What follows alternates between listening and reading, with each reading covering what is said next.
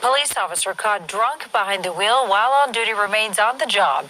In fact, he was never even charged with the crime. Nate Meyer was found passed out near Buckley Air Force Base back in March. What's up, guys? Disorderly doing a story for the Cop-Arazzi. This is one of those stories that are like, are you kidding me? You're serious. So this Officer Meyer was caught drunk on the job. He fell asleep in his patrol car in the middle of rush hour traffic with his foot on the brake. It happened in March of 2019. He was in an unmarked car. Police, the first officer to arrive was the interim superintendent, intern chief, who smelled alcohol along with several other officers smelled alcohol. It turned out his blood alcohol level was 5 times the legal limit. But guess what, guys?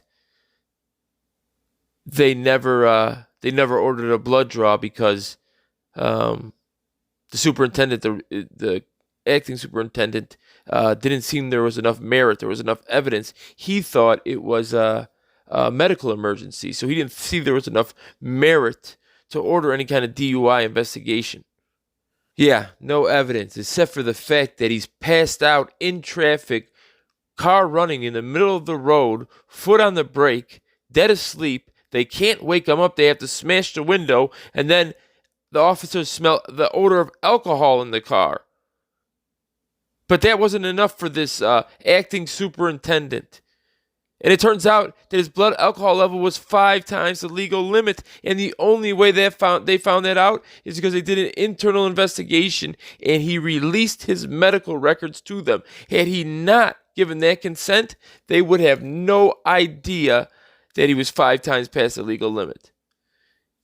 Is that not unbelievable? So this acting superintendent is 100% wrong. So either you're not qualified to do the job or it's a cover-up. Either you can't tell that somebody's drunk 5 times past the legal limit and they smell of alcohol and they're passed out in the middle of the street. You can't conclude that that might be a DUI enough to investigate it.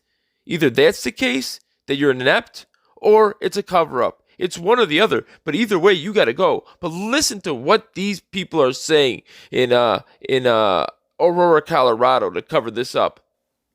So this is what they're saying over there in Aurora, Colorado. Aurora police chief defends decision to not fire officer found drunk and running patrol car. Defends it. In a letter sent to staff Friday night, Chief Nick Metz also criticized local media reporting on the department's response to the incident.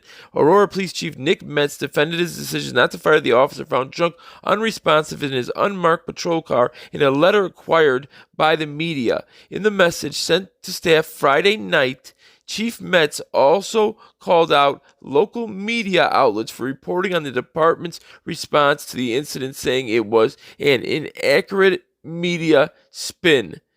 The media found this internal when Channel 9 News out there in Colorado and Boulder called the Aurora police to clarify what inaccuracies Chief Metz was referring to, and a spokesperson for the Aurora Police Department said the chief was referring to a perceived insinuation by the media that APD's response to the incident was a cover-up. Chief Metz added, "I don't want to become a distraction from a message I want all to hear loud and clear, which is this: if you make a mistake, own your The chief further wrote, when an employee makes a mistake worthy of adverse action, he considers whether the individual decided to take responsibility in response when planning his disciplinary action." Metz, who's 48, was not charged with DUI and still on the job after the March 29th incident. According to police report, the Ford Taurus engine was running. The car was in gear and Mears' foot was on the brake. Responding officers said he was wearing his uniform and had a service weapon on him. First responders couldn't wake Mears and had to break the window to get him out of the vehicle. According to documents released Thursday, 3 officers responded at least faintly smelling alcohol on his. First responders treated it as a medical emergency rather than a DUI. Chief Merritts says he strives to find balance between discipline and support. He adds that his decisions do include termination when the evidence overwhelmingly suggests this is the right course of action. When you're found dead asleep with your service revolver on duty in the middle of rush hour, that does not merit termination. Merritts cites the stress and trauma police officers are subjected to and says officers' wellness has been a huge part of my mission during my tenure here in Aurora. He says he will take criticism that comes from the media, the community, and law enforcement if it means getting the officer the help he needs. I'm guessing many of you would agree with me that the inaccurate media spin this past week has been frustrating. I don't want this to become a distraction from a message I want all of you to hear loud and clear, which is, if you make a mistake, own your Finding the balance between discipline and support is critically important. Why? Why is it critically important, Chief Metz? Because I know cops are human beings. They're human beings. You are not perfect. You are exposed to higher levels of stress and trauma than the general public will ever truly understand. We all know that trauma, suicide, and substance abuse continue to be a huge problem in our profession. Are stressful and traumatic incidents what you signed up for and part of the job? Absolutely. But that doesn't mean it doesn't take its toll. After 36 years of doing this job, I get it. This is why officer wellness has been a huge part of my mission during my tenure and blah, blah, blah, blah, blah, blah, blah, blah, blah, blah. Anyways, Chief Metz, I want to take you to task on a couple things you said. The trauma, the drug abuse, the spousal abuse is part of symptom stress that the general public will never truly understand. Well, let's take a look at this. If you're going to use that logic, it's only right to use this logic. If you're going to use suicide rate as a direct correlation to the stresses on the job, then how about the fact that construction and extraction workers have the highest rate? And then number 2 is installation and maintenance repair. You got to take their stress into account, because you could never possibly understand that, because you haven't had a career in that. The public and law enforcement could never possibly understand the plight of the construction worker, nor can they understand the plight of art and design. That's number 3. Transportation and material moving. Number 4, you could never understand that plight, Chief Metz. 5, production.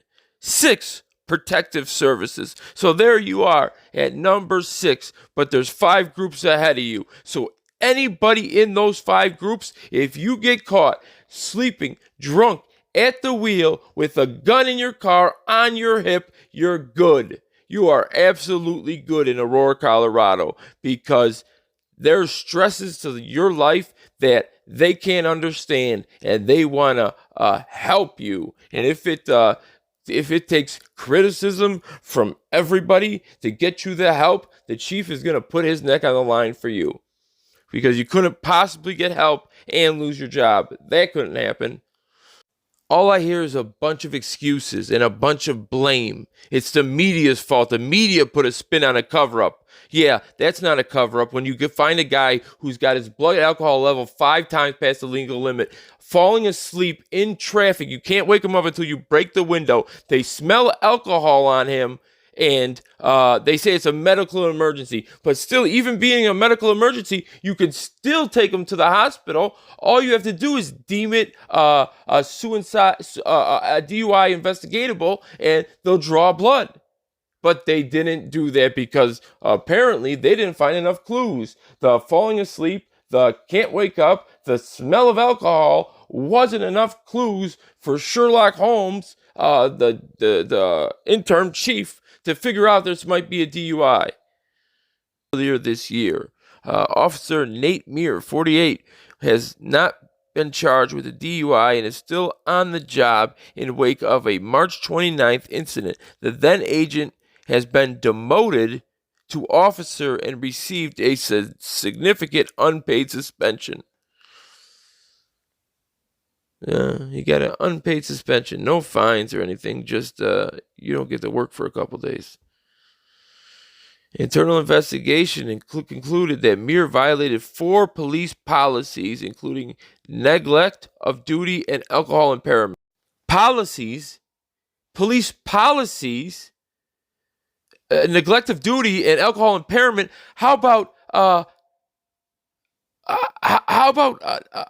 lawful? Forget policy.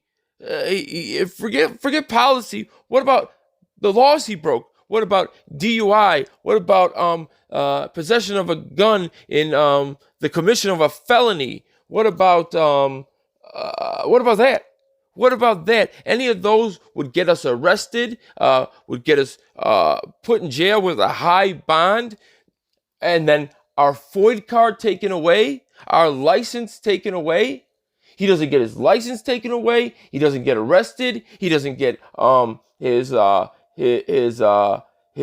gun taken away. What happened when, if you refuse to blow, you automatically get your license suspended? If it comes back that he had blood in his system, why don't you automatically get your license suspended? Huh? Why don't you automatically get your license? If you refuse to blow, you haven't been found guilty, you haven't gotten in court, nothing's happened. They're predicating just on the fact that you refuse to blow. Now, what if it comes back that you were drunk through blood tests months later? How come your license isn't suspended then? Secretary of State in Colorado. I'm talking about the rules in Illinois. I don't know what the rules in Colorado are, but I'm sure there's something similar like that. 9 officers responded to the scene after Mir was found, according to the documents. The first to arrive is now Officer Aurora's interim police chief, Paul O'Keefe. In his report, O'Keefe wrote that he was driving home from work when he heard a call come over the radio via dispatch advising a vehicle stopped in traffic and the driver was wearing an APD jacket. O'Keefe wrote that he arrived shortly before the firefighters did. Oh, yeah, he put on his lights and silence and said, I got to get over there and figure out who's drunk inside the patrol car this time. O'Keefe said he took Meyer's duty weapon from his holster after firefighters broke the window. Upon entry to the vehicle, I smelled what I thought to be the odor of an unknown alcoholic beverage. O'Keefe wrote, however, the smell was fleeting and I did not observe any physical evidence of alcohol consumption. You didn't find any evidence of alcohol consumption. How about the guy that slumped over the wheel, sleeping in the middle of traffic in rush hour? Is that not a big red clue? Is that the elephant in the room? How about the smell of alcohol? That's not a clue. This guy's a moron. No, he's a genius. He just doesn't care. He's neither one. He's not a genius or a moron. He just has the nerve to come to you and say, yeah, no, I didn't see anything. And we buy it as always. We let it happen. However, based on the lack of information, my observations, the fact the car was stopped, ignition on, with no motor vehicle accident or driving observations, and the lack of any additional evidence, no other noted smells, no bloodshot, watery eyes, physical impairment inconsistent with my experience with DUI, it was decided that no testing would be completed at this time, O'Keefe wrote. According to another officer's report, paramedics said they ruled out the possibility that Mir had a stroke and that they tested for blood sugar twice. So it seems like the paramedics ruled out, no, it's not a stroke, it's not blood sugar. Dude, he's drunk. They're saying in so many words. Due to an inability to exclude a medical condition and the absent confirmatory information, a DUI investigation was not conducted. AP statement records read, no blood test was done since there was no felony committed and a blood draw could not be forced. However, the hospital did draw blood from Officer Mir for examination and diagnosis purposes. Okay, so so this guy, in his infinite wisdom, this interim O'Keefe, from the DUIs he's seen, nothing's adding up here. He doesn't see this as being a DUI, except for the fact that it was a DUI and there was no medical condition, and the paramedics told you he didn't have a stroke and there was nothing wrong with his blood sugar. And it turns out he was 5 times past the legal limit. So not only was he drunk, he was extremely drunk. So you were wrong. So what's the punishment for that? What's the punishment for being so bad at your job that You can't figure out that someone's 5 times past the legal limit. They're drunker than a skunk. That you can smell the alcohol, but still you're saying, no, that's not it. It's got to be something else. You were wrong. So either way you go, if you want to play me for the fool, okay, I'm the fool. He wasn't drunk. I believe that you really, really thought that was a medical emergency. Except now it came back that he was drunk. It was 5 times past the legal limit. So you're obviously a moron. You obviously can't do your job right. You obviously don't know what you're doing. So either you get fired for incompetence or you get fired for the cover-up. Pick one. It's like when a police officer pulls you over, a lecture or a ticket, but you don't get both. This is ridiculous what they're doing out here in Aurora. Now, this is when the internet is alive and well. Imagine all these incidents when the internet didn't exist. There was no social media. There was no way to get information from Chicago to Beijing to Spokane, Washington to Dallas in moments. Imagine all the things that got covered up. Like, how high did it go? I can only imagine. I'm sure there's murders that got covered up. I mean, I know, obviously the laws of average, we know that, but I'm talking about stuff that was just so wide open and would be caught so easily today. It was so easily hidden 10, 15, 20, 30 years ago. Oh my God. But there you go. We're getting transparency. They're telling us all this, and still, it seems like they're telling us, and there's like, you're still not going to do nothing. You still can't do nothing. Because the chief says it's about the stress, and they're human beings, yet they don't have the highest alcohol rate. They don't have the highest suicide rate. So construction workers do. Construction workers have run on both. As far as the highest addiction, it goes minors, then it goes construction, then it goes food service, then it goes lawyers, and number one is doctors. So police officers aren't even on that list. So if you're using that logic, let's follow the logic to the lowest common denominator. Then you have to use that logic on everybody. Then minors are using drugs because of the stresses on their job. Construction workers were on both lists. They're using because of the stresses. The food service is using. Lawyers are using, and doctors. So if you could show your bar card, if you can prove you're a doctor, if you can prove you're a lunch lady or you work at McDonald's, you can prove that you know how to put up drywall, and if you can prove you can mine, then you can never get a DUI, you can never get a possession charge in Aurora. That would be my defense. I'd go right into court proudly in my 3-piece suit, my head held high. And I would bring in the officers, the chief statement. Where's the, we don't make the laws, we just enforce them excuse now? Where's that excuse? Like, you don't make the laws, you just enforce it. You have to enforce it. Be it us, we lose our license, our car gets towed, we lose our FOID card, we lose our gun, our ability to carry a gun, and we get locked up. All of that happens to us. In this situation, nothing happens. He didn't even get fined. He just didn't get to come to work for a while. And when they said it like he had a harsh no couple days at work or no time at work. Like, are you kidding me? He just got a vacation? Unpaid vacation? Like, nothing was taken from him. That's absolutely ridiculous. That would ruin a lot of our lives. That would ruin a lot of our lives for the very near considerable future. For the next year or two, we might lose our job, which in turn makes us lose our house, which in turn makes us divorce our wife. Like, we are playing at a lot higher level. This guy got nothing, and he was unbelievably drunk. So drunk they couldn't wake him up. 5 times the legal limit, and they still have him on duty. He's still allowed to carry a gun. He's still allowed to drive a car. Are you kidding me? Is this not a joke?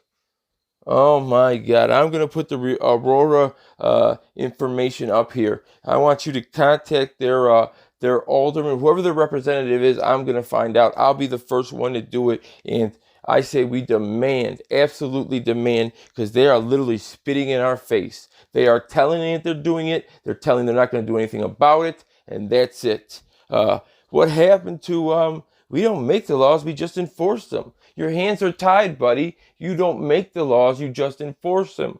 But here, now you've jumped over from the executive branch to the judicial branch. You're interpreting the laws now, right?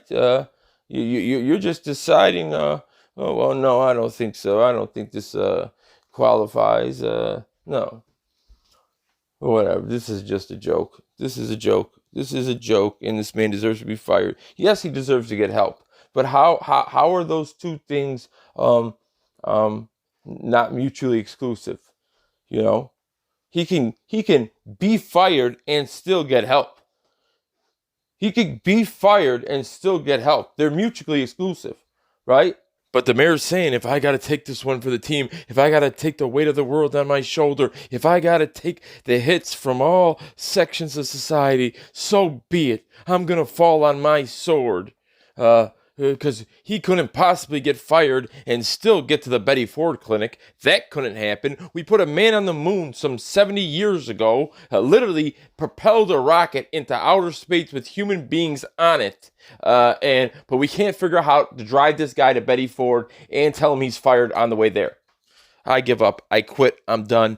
I'm getting on the next rocket ship. I'm moving to Mars. I quit. I'm done. Reagan's